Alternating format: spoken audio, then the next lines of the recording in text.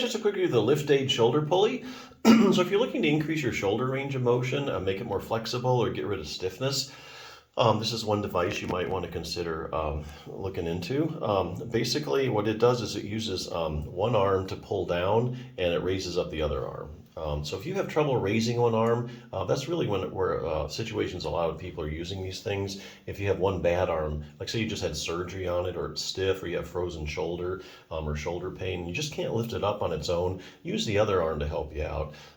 So when you look at these on the internet, there's just a ton of them to choose from. So let me give you a few things I like about this one best, just to give you a few things to think about. First thing is the way it attaches to the door frame. This one has a strap on it that goes over the door, and then you just close the door, and that keeps it firmly in place. The other things you'll see is like a metal anchor that kind of clips over the door. So if you're worried about scratching your door or chipping the paint or something, you probably wouldn't want a metal bracket. You probably would want to go more towards one like this that's soft and just goes over the door. So that's the first thing to look for when you're looking at a bunch of these. The other one is the handles. Basically, the handles are usually made out of either plastic, wood, or foam. These happen to have plastic handles. So when would you choose one over the other? Well, I think probably the best grip would be the foam handles. So if you have trouble with your holding onto the thing, probably a foam handle would be best, because your hand kind of sinks in, you just get a better grip.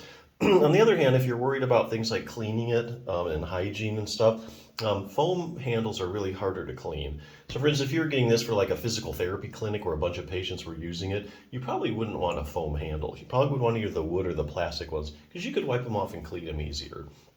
So there's a couple things to look for. But yeah, this is one of the simple ones that are out there, kind of no nonsense. Will get the job done. So if you're looking to increase the range of motion of your shoulder, I think this is a good one to choose at.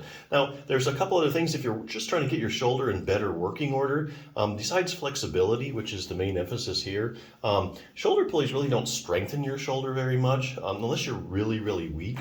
Like if you have if you just like had a stroke and you could hardly raise your arm up at all, then something like this might help you actually gain some strength.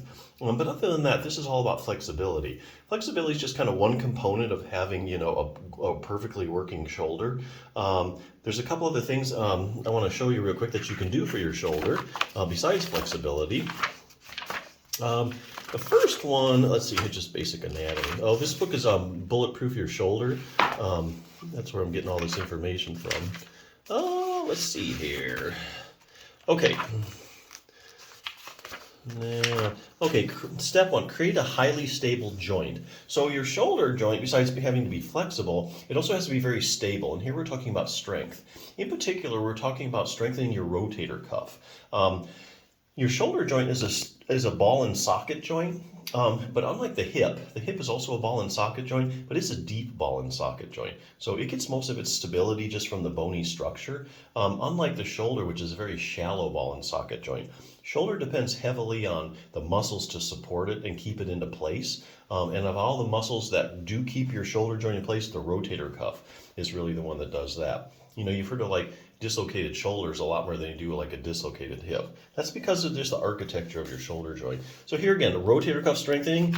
This is a good chapter. It gives you some rotator cuff strengthening exercises. So if you're trying to rehab your shoulder, if you have a rotator cuff tear, this would be a great chapter for that.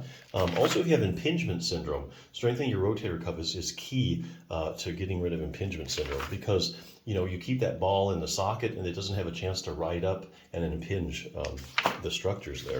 Okay, building a solid base. So even if you have a really good, strong rotator cuff, your whole shoulder operates on a base. The base is your shoulder blade. And so what happens is your scapula, and you can see as you raise your arm how your scapula rotates. So if you don't have good control over your scapula, which is the base that your shoulder works on, you could set you up for some problems. So basically there are some scapular muscles that you also need to strengthen. Only takes like 1 or 2 exercises. I think the rowing exercise hits about all of these. So that will help you strengthen the base that your shoulder sits on. So that's the second thing we can do. We talked about flexibility here. The shoulder pulley will help with that.